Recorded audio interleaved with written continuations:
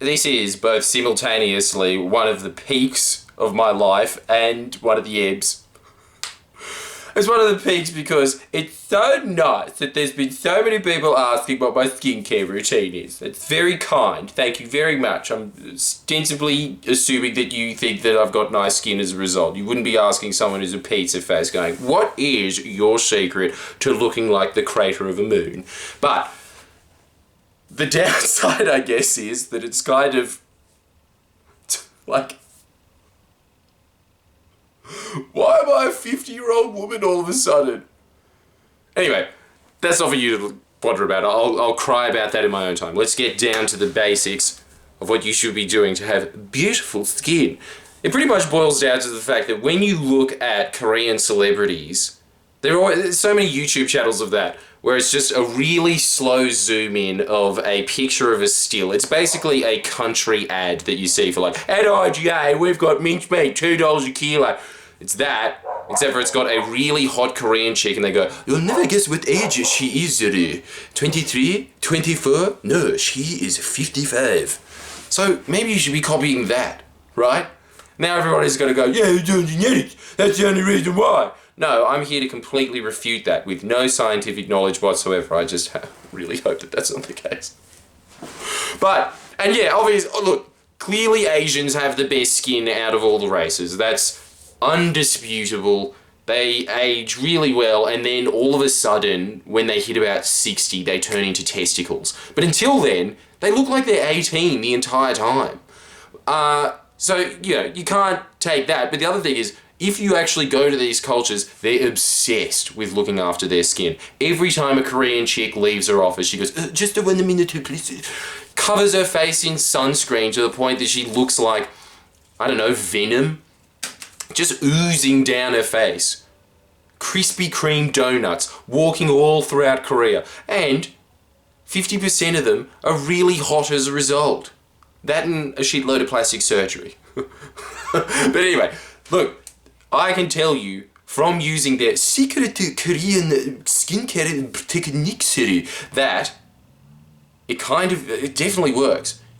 Look, even Miss Love, the guy that I do the podcast with, even him putting it on his face, he looks like a coal miner most of the time. As soon as he took it off, he looked like he was 10 again. It shaves 15 years off your face. And I'm guessing you're wondering what it is. Well, I'm going to preamble for another 10 minutes. It's just Daniel's direct at this point. No, I'll tell you. But pretty much, just get the basics first, right? So, are you cleansing? I can't even be bothered with this, but yeah, let's keep going. Are you cleansing? Are you toning? And are you moisturising? And if you're moisturising, do I even have it in my hand? Jesus, I am the gayest straight man you will ever meet in your life. I usually carry around the moisturiser that I use.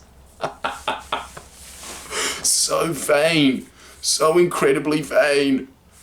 I wish I wasn't discovered on that train station and became a model. It's a curse when you age. Anyway, look, the thing is that those are all the greats, but here's the secret. Here's the thing that actually gives you that glowing, radiant, ageless look. Remember that SK2 ad where they go, for thousands of years, people that have visited Japan have always wondered, why are chicks that are not hot at all and are in their 70s and kind of look like a bag of skin at that point that has been emulsified for quite a few years in a barrel? Why are their hands like little babies? And then we found out that the answer is rice. So we've come up with this formula that costs $70 for 30 mils. But the thing is, you don't need to pay the $70 for the 30 mils. It's just the rice. Why did they even advertise that part in the ad? They gave away the secret. The secret is rice. And also on top of that, what do you do? So here's what you do, right? I don't know why it's just got away. Anyway, so that concludes me. I'm getting hungry now. I don't want to do this anymore. But yeah, the secret is rice. But what you do is you boil it. You get 3 tablespoons of it. Boil it until it becomes congee. Do you know what that means? If you don't have to look it up because I'm going to tell you. How good am I? Right? So anyway, the thing... look, you just keep boiling it until it kind of starts dissipating, till it sort of turns into that porridge. Then, and this is the crucial part, I cannot stress this enough. Separate the water from the porridgey rice. To the best of your ability. There's going to be people there going, but scientifically it's mostly water. Get rid of the water that's over the top of it, put it in its own separate cup, and then you keep that rice in the pan, and then you either get rice milk or you get... I've never done that before. Because you have to just blow my own mind.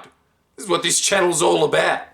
But you get milk or any type of milk, and then you put that in, you put maybe like half a cup of it, and then you put honey. I always choose Manuka honey. Again, because I'm a 50-year-old woman and I just can't get over the fact that Manuka honey exists. I bring it up in every conversation I've ever had. I'm basically one of those 5-year-olds that never shuts the fuck up about Transformers. That is a 50-year-old woman's life. Have you heard of Manuka honey? It cures colds. Anyway, but it does. And so you mix that all together, you wait until it starts boiling up a bit, and then you put that on your face. You deal with your face getting burned. That's part of the process. No, you can wait until it cools down a bit. You can, if you're not committed. But just put that on your face, let it dry until it kind of just feels like it's a hard layer of mask. You know how masks work. Then you just wipe it off. And by wipe, I mean use water.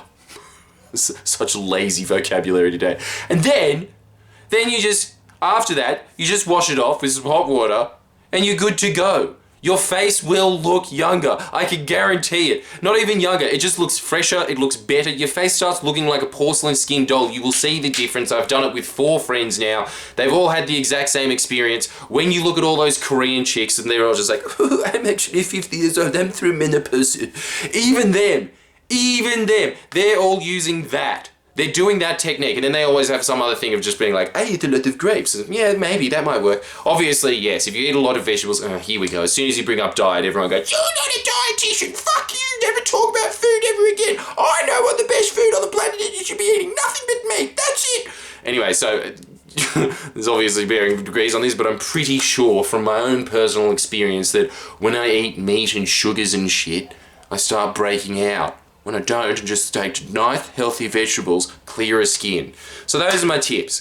Thank you so much for your requests. If you have any more, tell me about them, and I will answer them to the best of my ability, because I know everything.